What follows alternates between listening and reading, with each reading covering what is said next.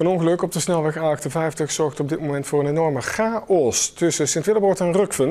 Een vrachtwagen schoot door de middenberm naar de andere rijbaan en ramde daar een andere vrachtwagen. En die werd daarna ook nog eens geraakt door een personenauto.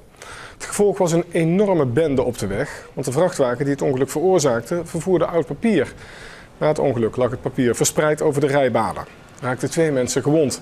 De chauffeur van de vrachtwagen met oud papier moest door de brandweer worden bevrijd uit zijn cabine. De A58 tussen Roosendaal en Breda is zeker tot 8 uur vanavond afgesloten in beide richtingen. En verkeer wordt omgeleid.